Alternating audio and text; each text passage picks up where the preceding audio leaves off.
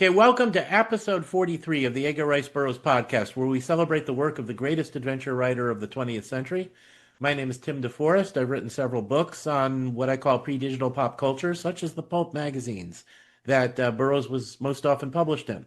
And I write about such things on my blog, comics, old-time radio, and other cool stuff. And my two co-hosts are here with me tonight. Jess, go ahead.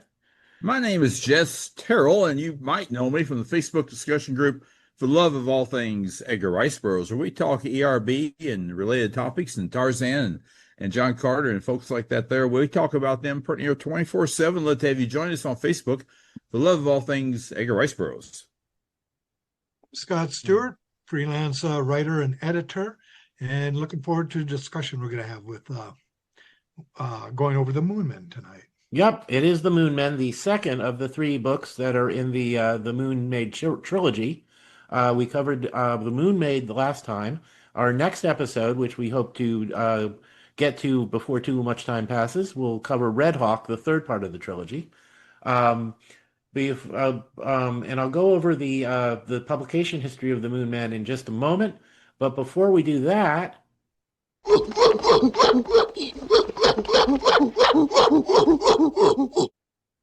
yes, I hear the apes of Kershak reminding us that we do have our special feature, our trivia question. Now, just for anybody who was listening last time and didn't know or look it up, the trivia question from the last episode was during the mutiny aboard the Fuwalda, who saved John Clayton's life? And the correct answer was Black Michael, the sailor who was actually leading the mutiny. And we had three right answers to that, so I had to pick a random winner amongst that to get a copy of Tarzan and the Castaways, the new authorized edition with the breathtakingly good Joe Jusko cover art. This time, we are giving away The Gods of Mars, the authorized edition with the breathtakingly good Joe Jusko art. The man is completely incapable of painting something that doesn't literally take your breath away the first time you see it. He's doing amazing work for these covers. And in just a moment, I'm going to ask the trivia question. The deal is, in order to be in on winning the book, The Gods of Mars, you have to email your answer to eggersmailbag@gmail.com, and that will be in the notes of this show for you to find. If you answer it any other way, if you post it on Facebook under one of the spots where we post this, or you post it on YouTube or whatever, it won't count. You have to send it to that email address in order to be in on winning it. So the trivia question this time for the chance of winning a copy of The Gods of Mars is, what modern Oscar-nominated film director is ERB's great-grandson? So once again, what modern Oscar-nominated film director is ERB's great-grandson? So if you know the answer, or you can look it up, send it in to us at edgarsmailbag.gmail.com, and I will pick a random winner from all the correct answers we get to that. And just good luck to everybody with that. Okay, and for the Moon Men, once again, this is the second of the trilogy, written by Edgar Rice Burroughs as a warning against communism. A great adventure story. He doesn't allow the political point he's making to interfere with telling a wonderful adventure story. But the main purpose he wrote it was a condemnation of the tyranny of communism, something he does very effectively. We'll talk about that when we're discussing the novel. It was published in 4 parts in Argosy magazine in February of March of 1925. Nowadays, all 3 books in the Moon Maid trilogy, which are fairly short, are usually printed in 1 volume as a single book, and it works pretty good that way, even though in this podcast, we're looking at it in the original 3 parts. But before we get to the book discussion, Jess, I believe you had a public service announcement for us. Public service announcement? Mm-hmm. I wanted to give some insight on how to recognize a cow card, which is was our villains in our story here. Mm-hmm. They go around chanting this little verbiage. No learning is better than a little. No learning is better than a little. In other words, they are not, he said, in favor of learning. They look down upon people who learn things. this is a mantra that they repeat over and over, and you certainly run into this in the first of the Moon trilogy. And I really think it's in some of the other books, but I could not find it. But no learning is better than a little. So it makes you wonder, do they understand what they're saying? Because I look at this as a mantra.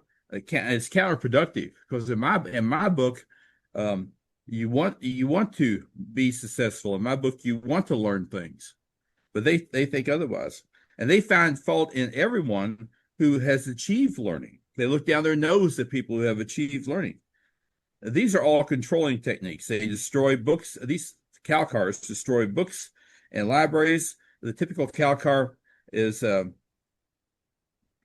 they replenish your stock of weapons, etc., but they can't repair anything. They don't know how to repair anything because to gain knowledge is forbidden there. So the only way they can, shall we say, survive is to keep going forward to conquer someone. Now, what do they do when they get to the Pacific Ocean? Well, we may find that out in our next podcast. But these are people that it's hard to reason with them also. And if a weapon fails, the Calcar is not going to fix it. He will conquer someone and then take their weapon. All right, that's some observations I've had from learning about the Calcars, and it's just someone that you'd really be on the lookout for. All right, Go ahead. Yeah, and it's really kind of part of his using the Calcars as a pretty obvious metaphor for the Soviets, the communist regimes. In real life, the communists would keep people with technical and scientific skill around if they could be totally under their control and totally loyal to the regime. They killed intellectuals, though. Philosophers, literature teachers, all of that, unless they broke and towed the Soviet line, they were effectively dead or sent to Siberia. And that is the controlling technique, though you don't allow free thought. And then there's nobody to question the fact that you're a tyrant. So it's a fairly common controlling technique amongst dictators of all bent. And Burroughs knew that, and that's why he presents the Calcars the way he is. He's warning us against the dictatorships rising up in the early 20th century world. But let's dive into the chapter discussion here. Chapter 1 starts in 1965, where the unnamed author, we usually assume it's Burroughs, but in this case it's in an alternate universe, in a year where Burroughs would be a pretty old guy. So whoever the unnamed narrator before we get into the story from the future is, he's actually rescued during a polar bear hunt by a ship carrying Julian III, the hero of the first book. Or no, Julian III is the guy who has memories of his future incarnations and had told the story of Julian V in the Moon Maid, the guy who eventually went to the moon. And he's actually able to finish the story of Julian V, who had, at the end of the Moon Maid, came back to Earth with his wife. And we find out that Orthus, the bad guy on the moon, had built a secret weapon and a bunch of ships for the Calcars who invade Earth. And during the battle, Orthus is killed, but so is Julian V. There's some Earthlings who join with the Calcars. The Earth itself does not have a strong military. It was demilitarized. And I think it's obvious that Burroughs is using this as a metaphor for warning the Western nations against demilitarizing and not being able to confront tyranny when needed. But that ends the tale of Julian V, at which point in chapter 2, we're going to jump ahead to the year 2120, where we'll start hearing the future story of Julian the Ninth, or Julian Ninth, I guess is the way it's said. That is chapter 1. It's a very sad ending for Julian V. Or I keep saying the fifth, but the way it's written is Julian V. And then our current hero is going to be Julian Ninth. So the way it's phrased is there's no the in there. I keep putting that in without thinking about it. He's actually in a way, kind of the least successful of Burroughs' heroes because in the previous book, he couldn't stop the Calcars from conquering the moon, and now he can't stop them from conquering Earth. And it's not his fault. Burroughs clearly places the blame on people who allowed the peaceful nations to be demilitarized, so we didn't have the resources for fighting an invader. But all the same, Burroughs' heroes usually win in the end, and poor Julian V comes to a rather sad ending. Julian V comes to a rather sad ending without being able to stop the Calcars. But any comments from you guys about chapter one? I'd say it's a good thing that we have a supply of Julians to Mm. keep the ball rolling. Yes, we do, because the line is going to continue. It is mentioned that his wife, the Moon Maid, and his son both survive, so that's where Julian Ninth eventually comes from. I think another thing here, and I was going to make this point later, but I'll go ahead and use it now, is that this stretches out over a long period of time. We're talking about, before it's all said and done, I'd say hundreds of years. Mm-hmm. And think about how far back society on Earth has been set back Mm-hmm. by this attack and this invasion. And they go back to, we will find that they go back to borrowing techniques from the American Indian in Mm-hmm. order to be successful. Hundreds, thousands of people have died over this.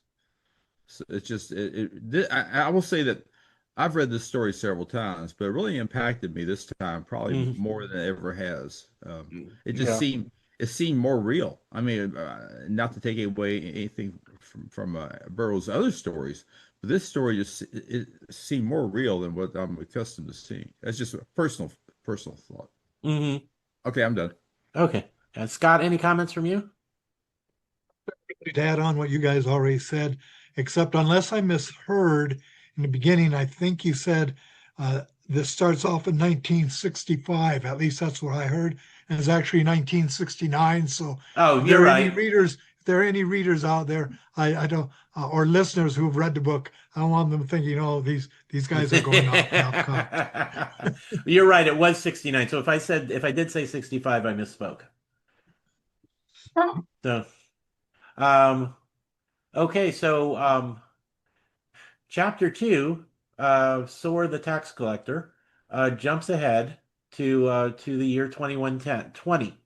And our point of view character this time is Julian Ninth. So it's um, the great great grandson of Julian Fifth. Let me see, son, grandson, the great great grandson of the hero of the previous book. Um, and by now, the country is ruled by the Calcors. And it's obvious. I want to say Burroughs beats us over the head with the metaphor, but that sounds like he's doing it poorly. He's doing it really well. But it's obvious that the Calcors more and more um, are a metaphor for communists. The regions they divide the former U.S. up into are called uh, um, Teoves, or I'm probably not saying it right, but it's literally the word Soviet backwards. So he's not hiding his political point here, which is communism is bad, it is destructive, it's tyrannical, and it does horrible things to the countries it rules, all of which is true. Um, so he's giving warnings that actually make sense. He warned in the first chapter against demilitarization. He believed that countries should always have a strong military in case the bad guys did something. World War II will prove that he was right there. Burroughs is making intelligent political points here. Um, so in his description of life under a communist regime is very vivid and makes it just sound as brutal as it is in real life. And he also starts to explore the idea of whether the spirit of a people can be completely broken. Are the American people as a group so broken by, nearly 200 years of rule by the communists, by the Calcars? Can they ever raise enough of a spirit to be able to launch a rebellion and regain their freedom? And that's made an open question here, which is going to be dealt with throughout the rest of the novel. Any comments from you guys? Well, going back to my comments about earlier about this seeming more serious to me or more realistic than I'm accustomed to. I think you consider questions like that, like you just posed, and consider the possibilities that it suggests. To me, that's pretty frightening. Mm-hmm. And then maybe that explains why I had the sensation I had that this is for real. Um, Yeah. that's all I have. Well, there were countries at the time suffering under I mean, the Soviets, Stalin was in charge in Russia at the Hmm. time. So you Hmm. had one of the worst, most, murderous dictators in the world. Right. You had people in the Ukraine starving by the millions, um, from the inefficiency of things, or probably actually on purpose, because that was the way for Stalin to get rid of them. Right. Um, you had the KGB doing purges every few years. Anytime anybody got skilled in military stuff, Stalin would get rid of him because he didn't want him as a potential rebel. Hmm. So it was, what he's describing was happening in real life at the time. One more thing. This is where I should keep my mouth shut, but I wanted to say thanks for pointing out that that word is Soviet spelled backwards. I did Mm. not. I've been trying to pronounce it all day, and I did not pick up on its origin like that. I was going to avoid using it just because I'm not sure how to pronounce it. It's just, he just turned the word around without worrying about whether it would be easy to pronounce out loud. So he, so Try Soviet reversed. How about that? Soviet reversed. There we go. Um, yeah, Scott, any comments from you from chapter two? I- I'm just going to piggyback off of earlier when we were doing texting, getting Mm-hmm. ready for tonight, Mm-hmm. and Jess mentioned, and you guys were talking about what you just said about the demilitarization of the nations. He says in the prologue in chapter one there that United States and Great Britain are the two leading countries in the world, and under the ruling and with their leading, the whole world's basically been disarmed, and everybody's copacetic because they don't think any of the neighboring nations are going to attack them or harm anyone. They're disregarding the fact that there might be outside forces we have no idea about Mm-hmm. that come down and take advantage of that. And when you guys had a little text conversation earlier, and I went back and reread part of that prologue, and was like, yeah, that makes sense. Kind of throwing everything down on the floor and leaving it behind because it's like, we're things are going too good. We get a little too cocky about things like that, Mm-hmm. and karma can be I'm not going to say the word I was going to say. Karma can be heck. Yeah. And Yeah. actually, it's a very good point you bring up there. I mean, you have to consider the extreme maybe extreme, maybe, but the possibilities from outside your sphere, Mm-hmm. outside your immediate area. There could be threats coming in. Mm-hmm. Go ahead. I just want to throw that. Go ahead. Well, I mean, you never know how the world situation is going to change. When he wrote this, Germany was an economic mess, and I don't think anybody would have assumed that Germany was going to be a threat to the world again within less than 15 years. Already been through And one world war. yeah, and all of a sudden, here they were blitzkrieging over Europe. So it was George Orwell. I'm not probably not going to get the quote exactly right, but George Orwell said that we are free because of rough men who stay ready in the dark to do violence on our behalf. Hmm. If you don't have a strong military, you're not going to have freedom. And that's just the Hmm. way just the way humanity is. You've got to defend against the bad guys. That's a very good quote. Glad you brought it up. Mm-hmm. That even comes down to just each individual person too. And I'm not going to go into a whole spiel about uh, the political or medical world right now, but Mm-hmm. um, like a couple of years back with COVID, which continues to be a thing out there, Mm-hmm. and the bird flu stuff that's going on. Uh, um, Outside forces don't necessarily mean another nation or another alien force coming in militarily. Mm-hmm. It's I think ERB would have certain things to say about the fact that uh, we need to be on our guard. Chemical warfare, germ warfare, Mm-hmm. um, or just the natural evolving of different diseases and mutations, whatever you want to call it, because obviously there are things we're not up and prepared for that can happen. So I Well, think the his story chemicals works on several levels here. Yeah, it does. A good point. Chemicals are floating around every place, and I wouldn't know chemical if it came up and slapped me upside the head. Well, if it puts me in the hospital, I might get to know it. But Mhm. before that, I'm not going to know anything about what it's doing. Go ahead. Okay. Well, we'll go on to chapter three, the Hellhounds. And we learn a little about because Julian Ninth. I have to stop saying the. Julian the Ninth's dad, Julian Eighth. We find out that he's remained literate, which the Kalkars have tried to squash out literacy, and that he actually once killed a member of the Kalkar police force, a cash guard, while defending his wife's honor. And um, Julian Ninth, we also see as a pretty cool guy. He meets the girl uh, um, in this one, Juana, when he saves her from hellhounds, which are feral dogs that have been running around and become pretty strong and hungry and all of that. And it shows us Julian's strength and fighting skill. So there is this question about whether the people as a whole have maintained the American spirit. But we see between this and we also learn that Julian Eighth still has an American flag hidden away. It indicates that the American spirit is still there in some people. Where the open question for the novel is whether it's there in enough people to be able to launch a successful rebellion against the Kalkars. Um, Something a little strange in here. It's mentioned that when Julian Eighth killed the guard, they buried him somewhere so nobody would know it would happen, and they buried his rifle. They mentioned they even wrapped his rifle up to keep it safe. I was convinced that rifle was going to be a Chekhov's gun, that it was going to show up later in the story and be important, but it was never mentioned again. It's just buried away there. So, anyway, any question? And the action scene where he fights the Hellhounds, Julian fights the Hellhounds, is superb. It's going to be one of my nominations for the Bertha Kircher Best Action Scene Award. So, Regarding the rifle, mhm, that may be another example of Burroughs purposely leaving a loose end that he just hung out there for later mhm, use. And if he doesn't use it in that book, might have considered using it in another book, either another Moon book mhm, or who knows, John Carter goes to the moon and runs into an old rifle or something like that. mhm. Uh, but there's other I have a term for it which now escapes me, but there's other opportunities like that sitting around that just he never made use of. Mhm.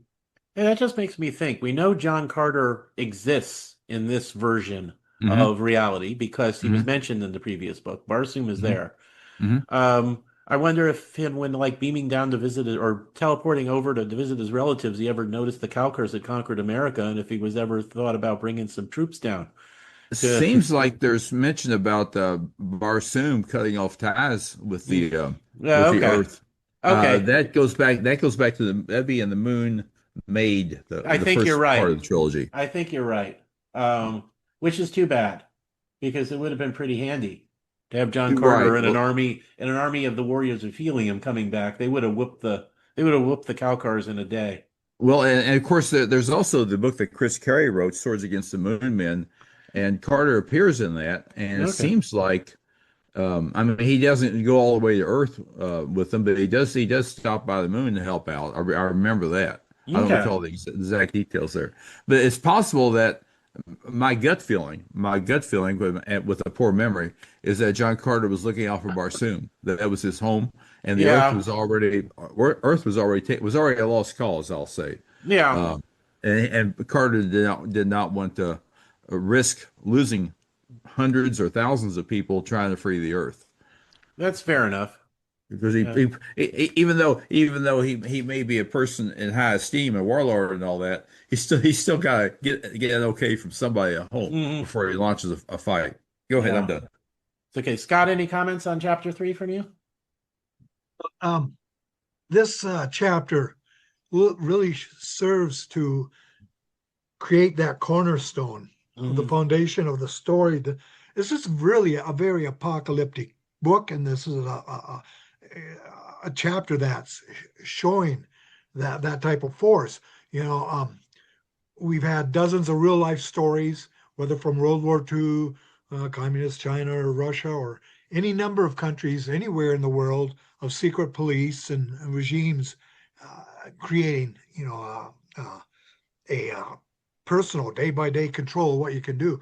Plus, movies or miniseries like V from Hmm. the 80s, where the occupation force is from another world, but they're spying on and watching, demanding everything, whether in Twilight Zone they're shipping you off to be food on another planet, or just to make you a workforce here on Earth while they occupy for their own reasons. And so many of these stories come up and go, wow, it's amazing where this stuff comes up. No, the outer space type thing. But Burroughs wrote this thing, over 100 years ago. Hmm. So I'd be curious to know, especially when it comes to science fiction stories, V or otherwise, how many people may have been reading the Moon trilogy and read this book, um, uh, and may have been influenced to do that. Now, War of Worlds, of course, came out before this, and a lot of people cite that as influence. But he's coming up with themes and stories and um, occupation ideas that a lot of people think are just new in movies. And Hmm. this is 100, what do you write this, 107 years ago, 105 years ago, something like that. Hmm. Um, and yeah, and it is very prescient about some things. Burroughs like needs to get credit for being not just a superb adventure writer, but also from being able to make intelligent points when he wanted to. We did Tarzan's Quest a few years ago, and in there he takes time to be critical of prohibition and to be critical of the income tax, which was a fairly recent amendment at the time. So he's made political comments before. This is probably the most overtly political thing. Pirates of Venus had bad guys that were obviously metaphors for communists as well. So he's going to do it again. But this is probably his most overt and most deliberately frightening warning of what could happen if we ever let a tyranny take over our country. Um, and um, he was very good at making political points when he felt he needed to in writing a story, but never stopping that from preventing it from being a great adventure story. So he was very skilled in that.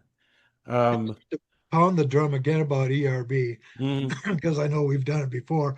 It's like when our friend, the Disney Corporation, mm, released John Carter in the tradition of Star Wars. Hey, whoa, hey, yeah, wait, Star Wars. I know. go back a little bit. How about Star Wars in the tradition of John Carter? Yeah, yeah. They should have been pushing the idea that this is where Star Wars came from.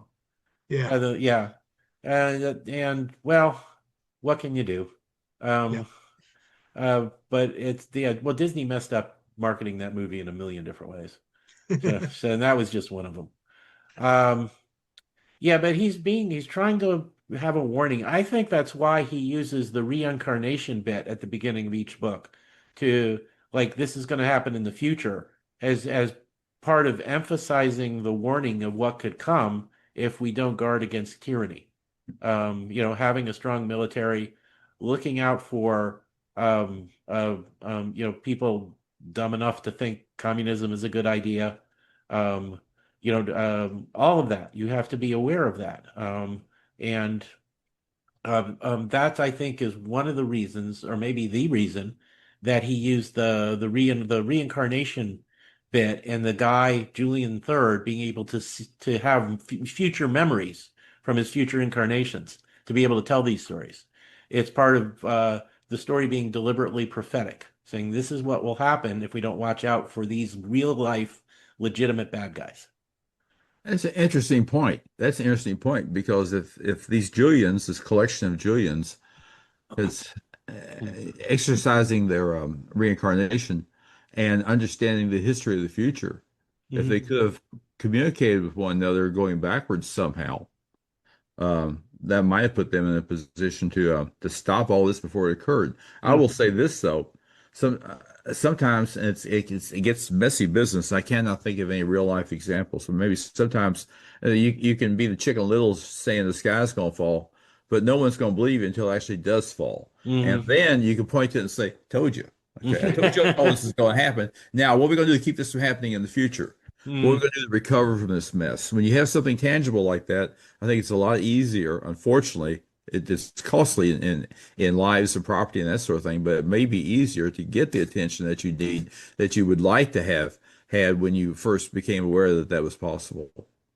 I'm done. okay. Um, they're all very good points. Thank you both. Chapter 4, Julian has the girl Joanna living with some neighbors. And they've and the new commander of the Cash Guard, the Calcar Police, is named Ortis. Um, and we establish in the story that he's seen Juana and likes her and wants to take her. And generally, that's the way it works. The Calcars see a girl they like and say, "Okay, I want to take her." They've abolished marriage, but they'll still take a girl and have babies with her, whether or not the girl wants to be taken. So we now know that Juana is in danger of being taken by one of the leading Calcars. Um, we also meet a character named Moses Samuels, who's a Jewish tanner. Um, and he's a cool guy. And I think it's worth mentioning that for a story from the 20s where racial stereotypes were common in a lot of pulp fiction, we get a sympathetic, non-stereotypical Jewish character. I think that's quite remarkable and should be Hmm. mentioned. Agreed. So, any comments from you guys about chapter 4? Um, I had something almost intelligent I was going to say Mm-hmm. in regards to Artis. Mm-hmm. For those who are not familiar with this story, the villain in this story, Ortis, is he has a well, I don't know that he has the reincarnation thing. But there's a whole chain of or by chain I mean a whole group of Ortis characters that from over time, and that's who Julian here is run into. He's run into a what is the word? A Well, not incest yeah, descendant of the descendant. Thank you. Yes, he's run into descendant of the original Orthus. yeah who we met Yeah. in the first book. Okay, Yeah. I'm done. Go ahead. No, that's okay because there's going to be a descendant of Orthus in the last book, but he's going to handle that character in interesting ways. So, um, yep. Scott, any comments from you about chapter 4? Nothing extra on this one. Okay. Well, chapter 5 is the fight on Market Day. Um, Yeah, Juana, I assume it's a hard J. Juana, um, has been brought, she's afraid that she's put anybody else in danger. And she actually tries to commit suicide by drowning just so that she doesn't endanger anybody else. It's an act of self-sacrifice. Julian saves her, realizes he's in love. Um, he finds Ben spying on his house, and remember they've got the flag hidden there and other stuff going on that is technically illegal. He warns his parents about this. The next day, he's at the marketplace in town, and there's another cool action scene where a bull gets loose and is going to trample the daughter of another Calcar official. And in a just another cool action scene, Julian manages to put down the bull. It's another example of the strength he has. Um, but it also lets the bad guys like Ortis see that he's capable of these feats of strength and be aware of it. Um, the tax collector then tries to, uh, up the tax for what Julian has to pay. They usually pay it in sheep or cheese. And he ends by the tax collector is named Sore, and Julian it ends the chapter by throwing his dad's bribe payment that everybody has to pay to the tax collector. It's a payment of cheese right in the guy's face and knocking him down. It seems like a rash a rash action, but it's how the chapter ends. So he is, in some minor ways at least, trying to strike back against the Calcars. As I already said, the fight against the bull is pretty awesome. And once again, he shows that he at least has some spirit left, but when he throws the bribe at Sore. Um, so any comments from you guys about this chapter? Well, I wanted to say, and the flag was mentioned in the prior chapter. I wanted to say though that I'm glad that we have this recurring flag appearances. That's not the phrase I was looking for, but they'll have to do Mm, recurring. That I think adds it adds an extra level excitement or extra level of patriotism, obviously, to the story, I think. Mhm. And the other thing that I was not clear on, when Julian gets into the fight, does he does he gain any favors from that? In other words, do any of the Calcars appreciate that he saved that girl? No, they could care less. The girl's mom, we'll find out later, appreciates it, but she was an American forced into this relationship with the guy. Mm-hmm. So he doesn't. They're a total swine, And and there's a they're obvious lack of respect for women throughout this yeah, story. I there noticed is. that. Yeah, women are just property to the Calcars, Yeah. and it was a daughter, so he might not have the father of might not have cared that much anyway. Um, but he's either just lacks the morality or lacks the courage to show any sort of real gratitude towards the man who saved his daughter. Mm. And none of the other Calcar officials seem to really care about that either. Another example of society's downfall. Yeah, it really is. Scott, any comments from you about this chapter? This was an interesting part here. I'm going to pronounce her name as Juana. I don't know Okay, if that's right. I'll Because I'll go what with if it's that. Juana, then it might be Julian or Wally instead of Julian. So, but I'm thinking it's going to be more a Spanish type Juana Mm, to it. So that's how I'll pronounce it. But we've talked so many times about the females and their spirit in the book set Burroughs writes and their strength and never giving up. And I know in a way this might be looked upon as sort of like a self-sacrifice or martyrdom type thing, but to have a what I'll call a major female character uh, attempt suicide instead of finding a way to fight back is quite a different approach mm. for Burroughs to take with a female character like this. And that's a good point. That's an excellent point. I wish I'd thought of that. And I could take credit for it. It's an excellent point. Sorry, it's an excellent point. Because I'm thinking of Deja Thoris was a prisoner in Princess of Mars. She was a prisoner of the Tharks, and she has no ability to physically fight back, but she still stands up to them and gives this really dignified speech to them about, that wouldn't work with the Calcars. They're too degenerate. They Yeah, wouldn't work at all. She's got no way of fighting back. She doesn't have the skills to fight back physically. And standing up to them and just giving a Deja Thoris speech would do no good at all in these cases. They're just too far down the moral food chain for that to have any effect at all. So you're right that Burroughs heroines usually find more effective ways to fight back, but Burroughs has created a world where she doesn't really have a lot of options. yeah, So an act, suicide, which in this case it's not despair, it's clearly presented as an act of self-sacrifice, so she doesn't endanger anyone else.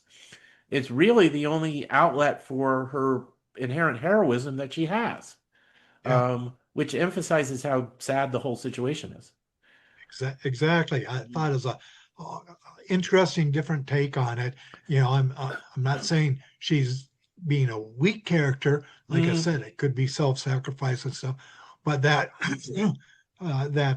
ERB took mm, that approach to show, uh, even though you said she's not doing it out of despair, but just how despairing this world is with them mm, occupying like they are. yeah, and I agree with that. And it's just I think it's very insightful. Um, so any other comments on chapter 5? Nothing for me. Okay. The chapter 6, the court martial, Julian Ninth. I keep saying the Ninth. I'm going to lose all credibility as a Burroughsian scholar. Julian Ninth is brought before a military tribunal, sort of a court martial, uh, for throwing the cheese at the tax collector's face. But what he does is he stands up to them and defends himself against the charge.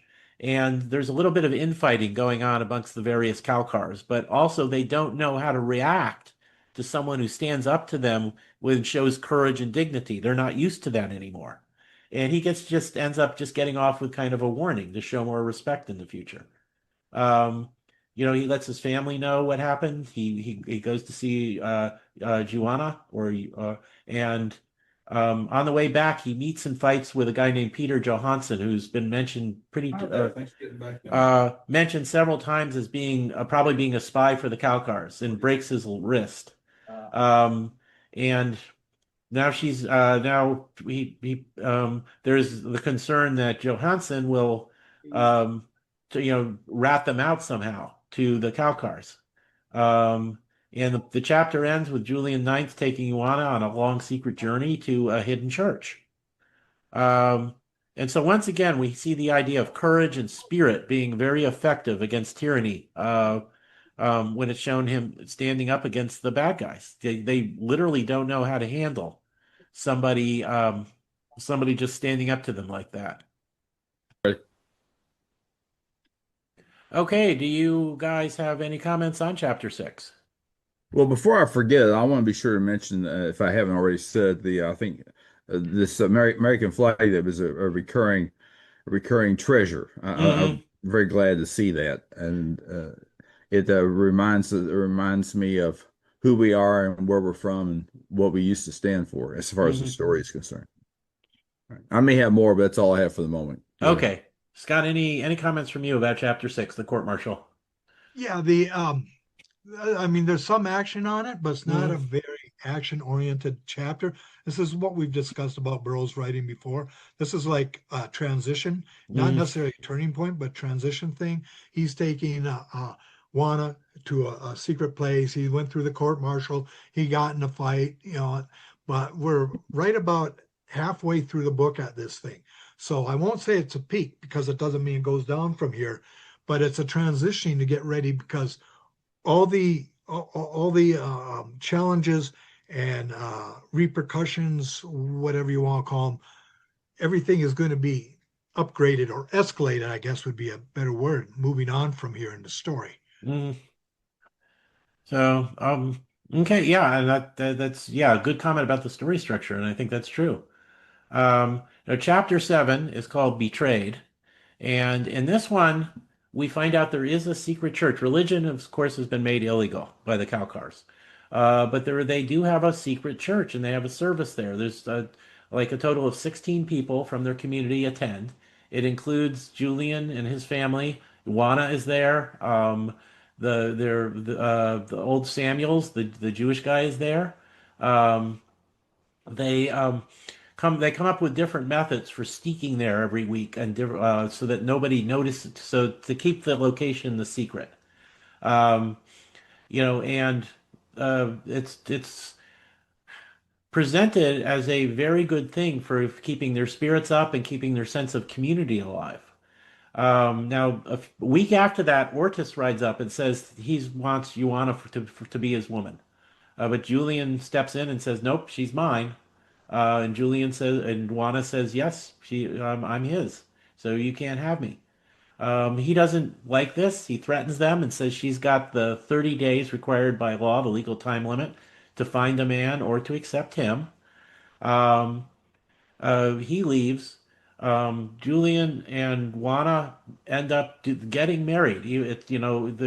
Um, they have a secret ceremony. No, but at this marriage, while they're doing it in the secret church, they hear the guard pounding on the door, and they make their way to escape through a secret tunnel. Um, Now, what I have to say, I actually have quite a bit about this chapter. Because ERB, I believe he was an agnostic in real life. And I will say that I'm a Christian, and this colors my view of everything as well. But he was very critical of organized religion in books like The Gods of Mars and The Mastermind of Mars. And that never bothered me because the things he was critical of are the sort of things that make churches bad churches, legalism and senseless ritual and all that, rather than a true worship of God. But he was probably more critical of organized religion as a whole than I would be, but that's fine. That was his view, and he presents his view very well in his books. But here, he recognizes the importance of faith among a persecuted people. And I also think he probably knew that he was writing for a largely Judeo-Christian audience and didn't want to, get anybody mad about religious views. But he does legitimately recognize the importance of religious faith amongst people who are being persecuted. And that relates nowadays to what we see in the world. There are widespread underground churches in China, communist China, in Muslim countries where it's illegal to be a Christian. Um, the underground church actually spreads like wildfire when this happens. So it's once again a very accurate look of what it's like for life under a tyranny, especially when it's trying to wipe out a religion or a particular religion. They're never successful. It's always there on an underground level. Um, and I think it's also interesting to note some musing that Tarzan does about God in Tarzan at the Earth's Core. And I'm going to quote from that book. I think this is from chapter 6, Tarzan at the Earth's Core. Tarzan of the Apes was not a churchman, yet, like the majority of those who had always lived close to nature as well, he was, in a sense, intensely religious. His intimate knowledge of the stupendous forces of nature, of her wonders and her miracles, had impressed him with the fact that their ultimate origin lay far beyond the conception of the infinite mind of the finite mind of man, and thus incalculably remote from the farthest bounds of science. When he thought of God, he liked to think of him, God, primitively, as a personal God. And while he realized that he knew nothing of such matters, he liked to believe that after death he would live again.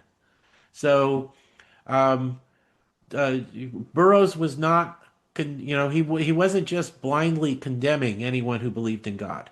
He acknowledged the legitimacy of religious beliefs, and he acknowledged the importance of religious beliefs for people living under a tyranny.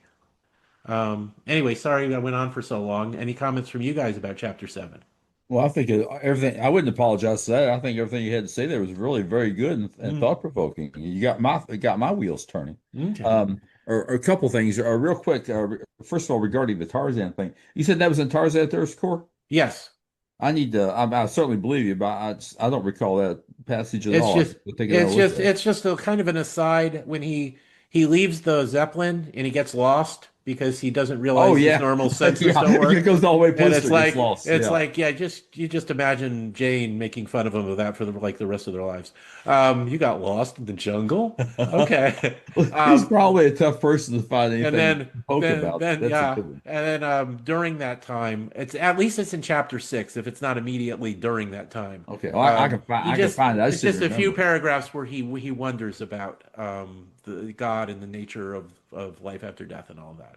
But So Tarzan from his lifestyle, and I don't want to get off on the wrong topic here. I just wanted to add the Tarzan from his lifestyle, and that is being so close to nature and so much outdoors, and being best buddies with some animals and cautious buddies with other animals. He's in a position to appreciate nature much more. And when I say nature, I'm including the godly aspects of nature, yeah, which and I think the words are not maybe not interchangeable, but they're close. yeah, But anyhow, he's in a position to appreciate nature. I would say as much as anyone, perhaps more than anyone. I think that's true. Yeah. Yeah. The Uh, other thing, while I got the floor here, the other thing I wanted to say, what were we talking about prior to that? um, Let me see. This chapter covered, well, we find out about the secret church. We find out that Ortis Oh, wants to, church. yes. That's it. Yeah, community, community and faith. Mhm. These words obviously have their own meanings, but they go hand in hand with the value. I think with the value of church, Yeah. and or a value, or I'll say a service that church provides, and that is bringing together people who have something in common. If nothing else, they all live in the same general area, and their beliefs may more or less be similar, Mhm. at least enough so they can get in and out the door without having a fuss. That sort of thing. So Yeah, yeah, that. I just want to mention those things. I'm done. yeah, church definitely does build, my church family is like a family to me. It does Right, build a sense of community, and it's right, based on common beliefs and something very important. right. But Yeah. the community is an important aspect of it. I will divert one more thing. There's an old blue. As anyone who knows me knows that I listen to a lot of different music, bluegrass being one of them. Bill Monroe's song called "Little Community Church House," Hmm. and I'm Catholic as opposed to being Protestant, but I love that little song. I Hmm. really do. It doesn't matter to me if you're Protestant, Catholic, whatever you are. That song captures the moment of what what a small country church is all about. Go ahead, I'm Mhm. done. That's okay. Yeah. Scott, comments from you about chapter 7? I agree with all the points you guys brought up here too. Mm, I also think this demonstrates Burroughs' depth in writing, the understanding of oppression, in mm, which there are secret unions or secret marriages. You see that all the way from classics of Shakespeare and Dickens and Hugo and Dumas and mm, Three Musketeers and all their stories are there up to modern stories we have now, and then speculative fiction, whether science fiction or otherwise, in which people relate to the idea that if you want to be with people you love or you want to be part of a community and you're not allowed to, mm, then I'll say resort to like what they're doing here. It adds that drama and danger to it. It adds that passion of the characters to it. And besides what I think Edgar Rice Burroughs might have been demonstrating in the political context of this story, he mm. also is bringing in the human facility of it too. Yeah.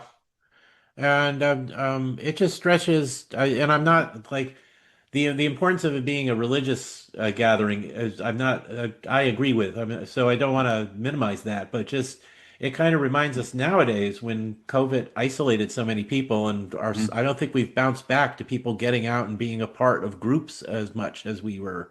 Um, True. and No, so anybody out there listening, start an Edgar Rice Burroughs book club or go out to your comic book store and join a gaming group. Do something to get out and associate with people. I'm an introvert, as my wife Angela is, and I understand the temptation of just wanting to be alone in your house and never be bothered by anybody, but it's just not healthy. You need to be a part of your community, so by golly, go do it. I'm sorry, that's my public service announcement for today. That's perfectly okay because I got one thing I want to add to that. I Hmm. can recall some years ago when we started shaking hands at church during a moment in the communion, Hmm. um, that someone said, this is, I'm sure the priest made this comment probably afterwards, something like they'd run some statistics and done some research and found that sometimes that was the only time that a human being came in physical contact with another human being for that entire week. Hmm. And the touch of someone else, shaking hands, for example, I think Hmm. is a very meaningful thing. Yeah. I'm done. Okay. Well, chapter 8 is the arrest of Julian VIII. Um, so the church had been found by the cow cars, so that was gone. Um, Samuels gives Julian a crucifix as a wedding present. Because literature had been destroyed and all that, I don't think they fully knew what the symbolism of the crucifix was, but they knew it was important, and it was important to them personally. Um, the Samuels is captured by the bad guys and tortured for information. Um, Julian tries to stop this, and he's tied up. The crucifix is broken. Um, Samuels dies without giving anything away. Um, and he and Juana later repair the crucifix. Ortis and some of the other Calcars are in a power struggle, and that which explains they're just distracted a little. That's why Julian is able to use land and why he wasn't tortured to death. Um, but he's got his own land now because he has a woman. He has his own house. He he buys and tames a horse that he names Red Lightning. That'll be important later on. But his father, Julian VIII, is arrested for night trading, for trading illegally in the nighttime. Um, so Julian the Ninth rushes to the stockade and offers to help him escape, but his dad refuses because he's innocent and he thinks he'll be set free, which is very unwise of his dad. The trial is going to be a military trial, which means it will be held in secret. So we end with Julian VIII, our Julian, the hero's dad, in jail, about to be tried. Um, and I think the death of Samuels and the arrest of Julian VIII are clear indications that we're starting to build up towards the climax now. Things are really going to start moving fast. Um, Comments from you guys about this chapter? I was thinking, I reckon in that chapter, I don't know where else it would be, that Samuels is talking to some of the Cal Car investigators, or they're talking to him really. And I think maybe they're asking if maybe, and I could be mistaken here, but something like this. They're saying, where did this crucifix come from? And Samuel says something like, what would a Jew be doing handling a crucifix? I believe that's in there somewhere. I think it is too. I'm trying to look it up real quick, but yeah, that would be a way of foiling their questions. Exactly. The other thing is, if I didn't say this earlier, I think it's great. And granted, we're all talking about all fictional characters here, but I think it's great though that these people are they each have their own religion and their own belief system, and they're certainly entitled to that. But Hmm. they all find the commonality of communion, Hmm. of fellowship, and being together. They have that much in common, and they also don't like the bad guys. Another thing they have in common. Hmm. Uh, so even though they may have some differences in how religion works and those kinds of things, they put those differences aside to look at the bigger picture and try to survive everyday life with the cow cars. I'm done. Okay. Yeah, I was trying to find what you were referring to in that chapter. Well, I'm glad Um, you remember it. it That makes me feel it better. it is interesting that when he gives the crucifix to Julian, he says this is the figure of the Son of God upon the cross, carved from the tusk of an elephant. So he does remember, even though literature is being destroyed and teachers have been killed, he does remember what the crucifix actually symbolizes. Hmm. Um, and then later when he's arrested. Um, I was pretty certain. Um, let's see. He tries to tell them they find the crucifix on Julian, and the officer says, "Evidence enough. Now we know that at least one at least who worships forbidden gods and plots against the laws of the land. And it's Samuel's who says it's not his, it's mine. He doesn't even know what it is. I was showing it to him when we heard you coming, and I told him to hide it in his shirt." So but then he says, you know, the police says, then you're a worshiper after all. And Samuels just smiles and says, who ever heard of a Jew worshiping Christ? That's it. That's it Yeah. right there. That's what I was So talking about. so the Samuels is awesome. And I'm very sad when he dies here because he keeps his head, he doesn't bring under torture, and he comes up with these answers to confuse the bad guys. Um, I agree. uh, But I tell you what, he's a character of a classic movie. If there had been a movie uh, done based on this, that's exactly the way the movie would have gone, I think. who an older Edward G. Robinson would Yeah, have you been can do perfect. that. He Yeah, would have that been works. perfect. He's got the voice and the look for it. Yes, it's actually kind of reminds me of the character he played from Soylent Green. Um, you know, that's kind of like old wisdom there. He Right, could nail those parts. right. So, of course, Edward G. Robinson could play any part you gave him. The man was a Hmm. brilliant actor. Agreed. But I could see him. I could have seen him in this as old Samuels. So, so Scott, I'm sorry we haven't gotten to you yet. Have you got any comments about? That's okay. Well, going off with what you guys, when he first brings the crucifix out, old Samuels mentions that he has it because an ancestor of his was given it to when he's wounded on the battlefield by a Roman Catholic nurse. So they're Right. viewing this not as a religious thing, but as a piece of humanity and love between people, regardless of caring for each other. So it's very symbolic in that way. It is, and it's means that Samuel's ancestor was a pretty cool guy too, because he didn't say this no, I don't this isn't my beliefs, take it away. He recognized it was being given as an act of mercy towards him, and he Yeah. accepted it on that level. Good point. Yeah. So yeah, so good for Samuel's and his ancestor. Now I'm I, really I'm really sad I, Samuel's died. I would have loved to have more of him in this story. I think all of this is examples of people being civilized towards one another, It accepting is. the differences, but appreciating the commonality that they share. Yes, I think that's exactly right. I think that's the perfect way of phrasing it.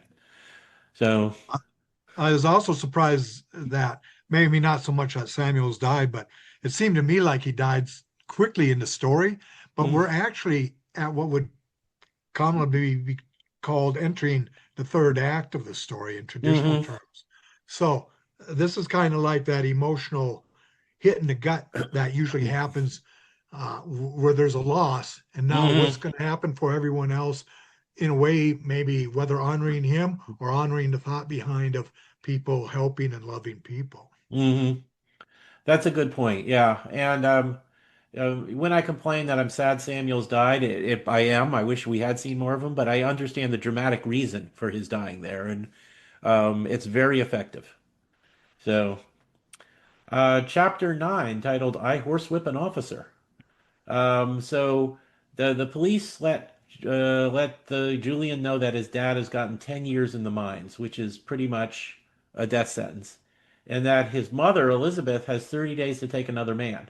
Um, so whether or not she's in love with that guy or wants to or whatever, the Calcars don't understand. They don't accept marriage. They don't accept faithfulness amongst people who love each other. It's just she's got to find another man. Um, but this particular guard, a young guy, also lets slip that a lot of the guards are dissatisfied with Ortis. So Julian starts to plan the revolution. You know, it, he a month later he finds Johansson, the Peter Johansson, the guy who was like spying for the Calcars, attacking his mom. So he kills him. They hide the body. People are very upset because the taxes have suddenly been doubled. So Julian uses this anger to talk to the people into revolting right then. So there's like this on the spot, off the cuff revolt in the marketplace. And it goes really well at first, but then a company of the guards come, and uh, the Julian defies a guard who tries to whip him.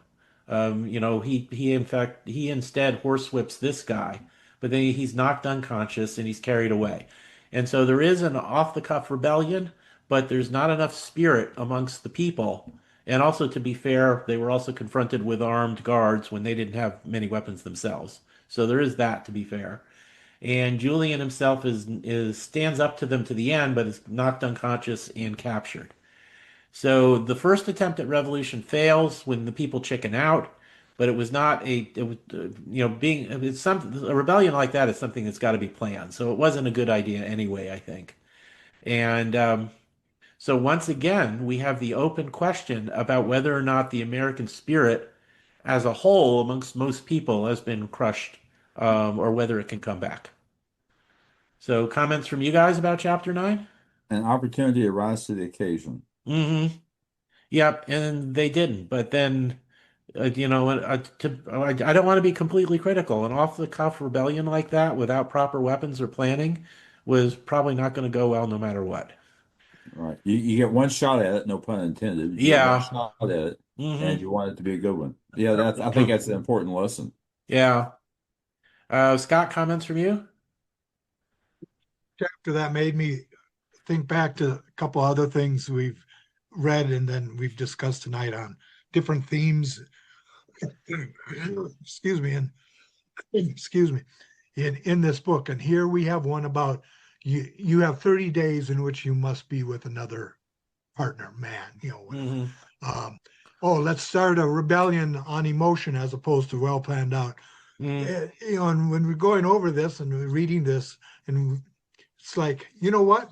These are all themes that were explored in Star Trek. Well, I wonder if he got his ideas from watching Star Trek. No, I'm kidding. Well, and then there's the flag, of course, that made an appearance in Star Trek, and we've seen The that flag now. Yeah, the Yeah, Omega Glory. Yeah, yeah. Um, And so like when people were partnered up, well, Kurt, well, why must you go with him? Because this is what our people do, mm, yeah. But Burroughs does hit over the head with the idea that women have no rights and are not respected at all by the Calcars. Um, and, he presents very strong women in his books most of the time. So this is just one of the things he knew was bad about tyrannies, is the way women are treated. So, and that's still true in a lot of non-democracies around the world. Women have no right. rights at all. Well, Um, I'm wondering what's the deal with the 30-day limitation on it where you have to be married? And this applies to women of all, I Well, guess this applies to women of all ages. Go yeah, ahead. you have to have a man. They don't I beg your recognize pardon. marriage. Well, okay, Yes, fine. So you yeah, have to but have a yeah. mate or partner, Well, whatever it is. it kind of makes sense to have a time limit because it's like you know your guy the guy dies or is taken off to jail or whatever. You're not going to have another guy usually just standing there to say, okay, I've got my next one. You're going to need time to find someone, and for whatever reason, they decided on 30 days. Hmm. So That's fine. I was just curious. I was trying to yeah, understand the motivation. yeah, They don't, that is the people in charge, do not want to mess with women. no, Therefore, every woman has to go get a man so that man can communicate with authorities. That mhm, may be what it's about then. yeah, All right, I'm done. I'm done. okay. Um, chapter 9, chapter 10 rather, Revolution is an absolutely wonderful action chapter. Julian escapes pretty quickly from prison. He kills a guard. Um, he dives off a cliff into the water, so he does that like that's almost become a standard action hero trope. You know, you've got guards on all sides, but you got the cliff into the water you can dive off on. I I remember wonder. David Ennis jumped off a cliff in Polluster. He did. So this isn't the first time. I was going to wonder if this was like, if it was possible to look up the first time in an action adventure story in any media where someone dived off a cliff to get away from the bad guys. Well, So the first time, excuse me, I have the means to do that so far as Burroughs is concerned. I think I can come up with an answer on that I one. think it's probably David Innes since the first since At the Earth's Core was a well, Pellucidar was the second one, but it's still a fairly early story. Yeah. So I think it's David Innes for Burroughs. I just wonder if he invented the trope.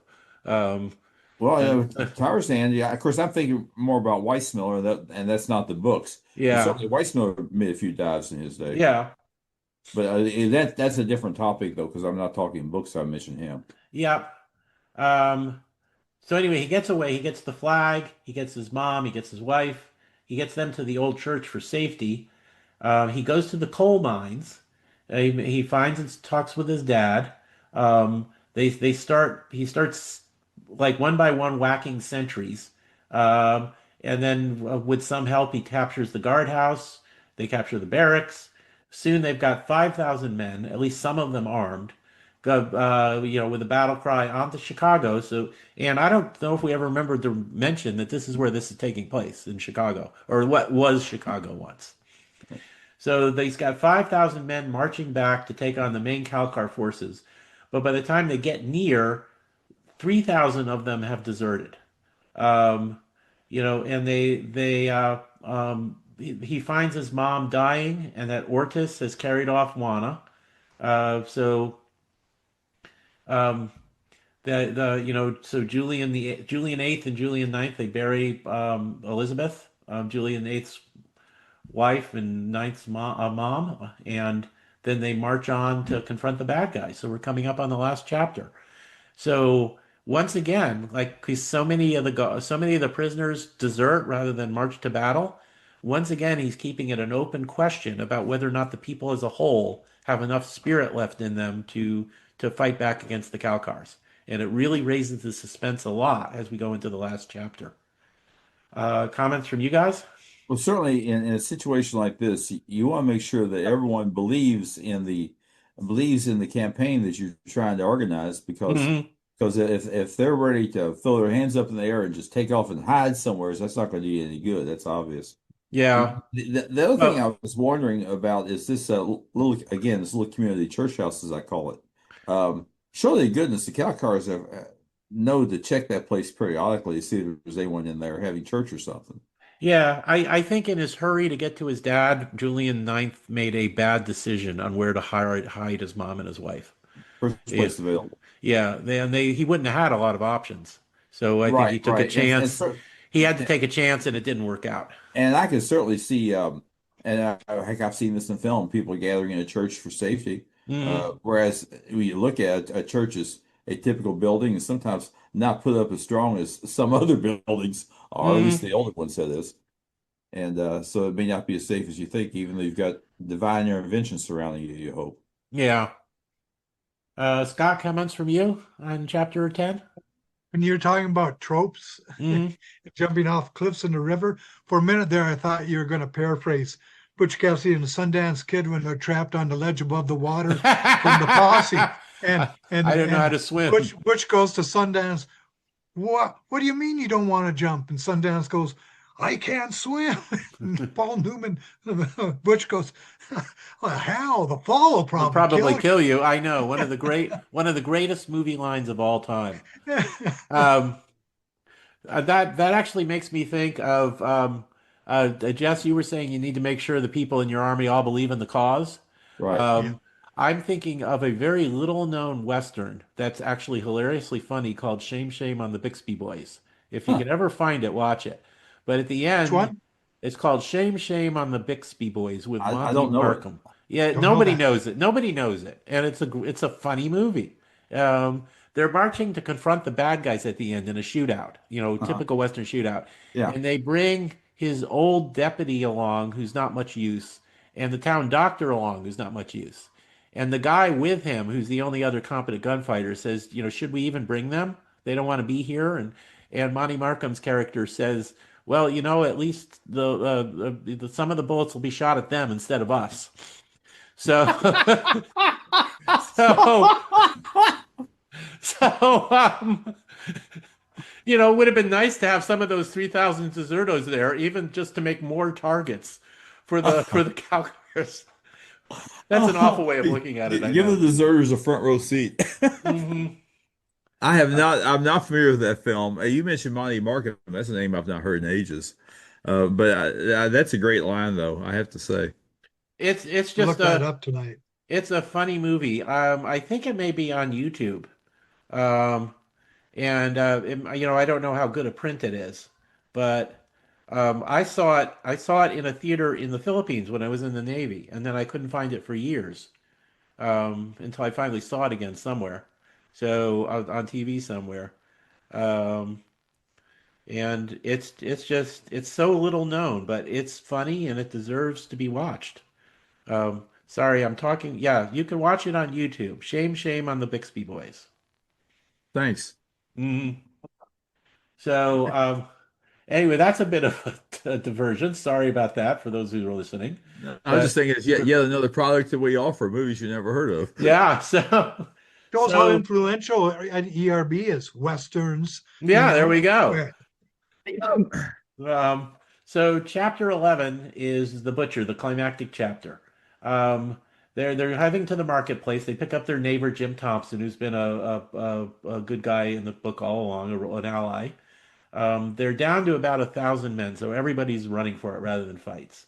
Um, the first attack, the guard turn and run, and some of them actually defect to their side, and they've got the flag there too, Old Glory, and that inspires some people to join. Um, the daughter, the woman of the daughter he saved from the bull, comes out with her husband's head on a pole to join in with them. So there was some result to saving that girl. She got inspired. She got inspired. Um, they storm the barracks, but there's a trap there. The bad guys gain the upper hand. This becomes apparent that they're going to lose. So Julian starts looking for Joanna, finds her in Ortis's quarters. He kills Ortis to save her, but the guards return. So he gets Joanna aboard his horse, Red Lightning, with the flag and sends her off. Um, the remaining revolutionaries, along with Jim Thompson, are killed. Julian's captured. He refuses to speak, even when he's tortured. And the next morning, his throat is cut. That's the end of his story. The original author, who's talking to Julian III, who's having these future memories, asks if Julian III has any other more reincarnations, and Julian III smiles. Excuse me, because he's eventually going to tell the story of Red Hawk, which will jump ahead 300 years from this one. Um, so that is chapter 11. Any comments on that? Very brutal chapter. and hard ending too. It is it's a hard ending. The Burroughs heroes have not done well in this trilogy so far. You know, You have I to look at the wonder. big. I'm Excuse me. sorry. You Go have to look ahead, at the big. Jess. Excuse me. You have to look at the big picture. They Yeah, got a whole nother book yet to come. Go ahead. Go yeah. ahead, please.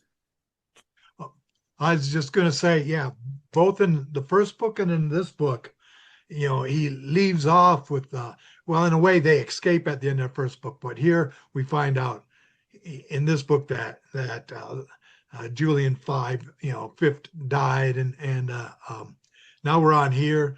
Julian ninth gets killed at the end of it.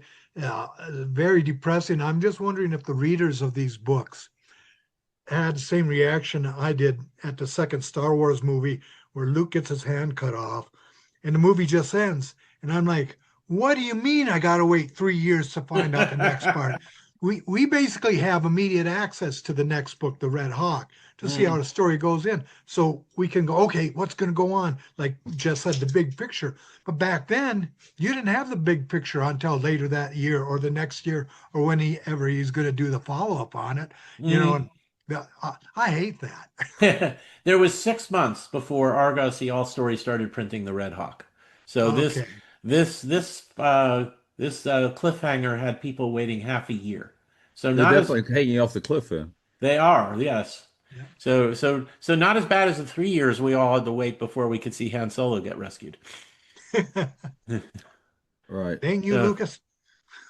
um yes. I'm just glad that it all worked. That they were able to get that third film done, which I enjoy to this day. Go ahead. Mhm. Well, I just a mention of The Empire Strikes Back always reminds me of my greatest failure, which is when Angela and I, when we were dating before we were married, and she told me she loved me for the first time, I Mhm. reacted with maturity in telling her, assuring her I would always be faithful to her and good to her and all that, rather Mhm. than saying I know, like Han Solo did to Leia. Oh, So, so only my in the one movies.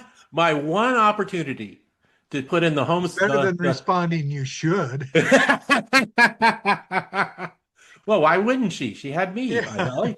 Uh, I would suggest that in a real life situation, you don't want to blow it. You only get one opportunity, so you want to make hmm. sure you say the right most the most romantic thing that you can come up with. Well, Yeah, that's what I did, but yeah. I'm sorry. There's a part of me that's always going to wish I had done. She says I love me, I love you, and I say I know.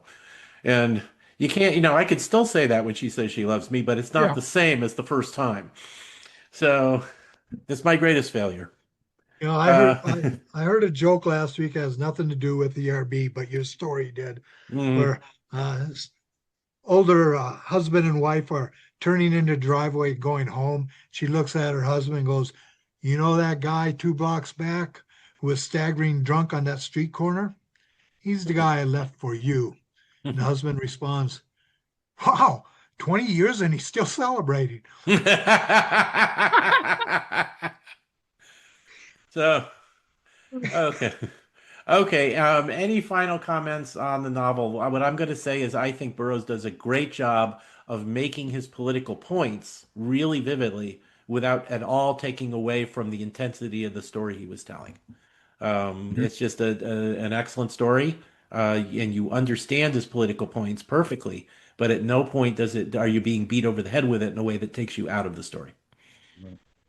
I think, of course, I would say this. Anyone who knows me would expect me to say it, but I mean, I recommend just about everything Edgar Rice Burroughs ever did, but Hmm. definitely have to recommend this one. Yeah. Not Scott. not as a first exposure to him though.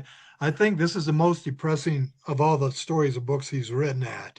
He's being real to what the idea of in a real world or political situation it could be, but yeah, it wouldn't be the first read I'd recommend, however. It's a very strong book.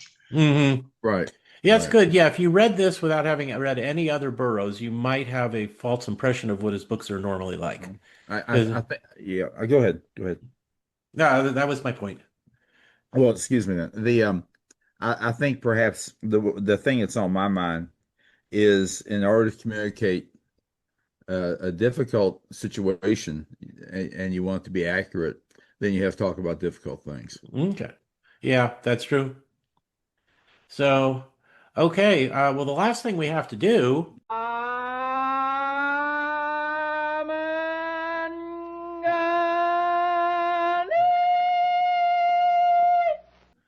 and I do hear Tarzan's copyright-free victory cry from the old radio show from the 30s, reminding us that it's time to select an action scene to give the Bertha Kitcher Best Action Scene Award to. And this is named after the character from Tarzan, the Untamed, who took part in some of the best action scenes Burroughs ever wrote in that novel, and she was a part of several of them. So she has had this award named after her. Um, and the nominees I'm presenting are the fight with the Hellhounds from Chapter 2, the fight with the bull from Chapter 5, where he saves the girl, or the rebellion at the mine and the subsequent fighting in the battle in Chicago from chapters 10 and 11. I think you can put them together into one extended action scene.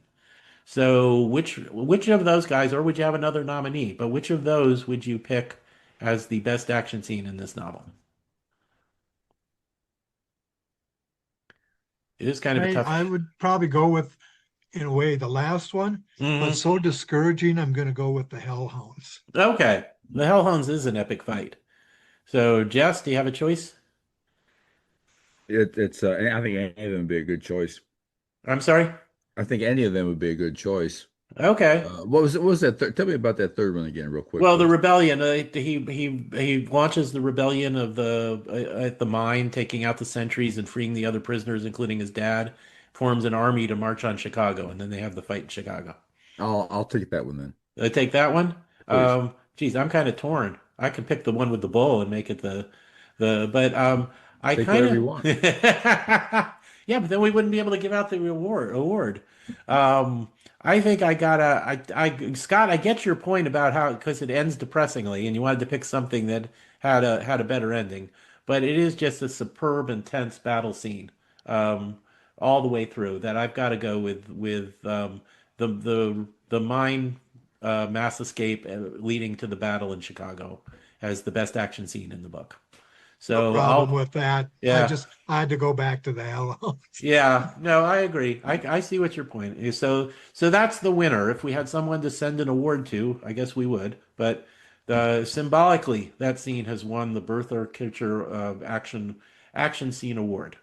Um, and everybody, please remember the um, the trivia question. What modern Oscar-nominated film director is ERB's great-grandson? And email that to Edgar, to Edgar's mailbag at gmail.com. That will be in the show notes.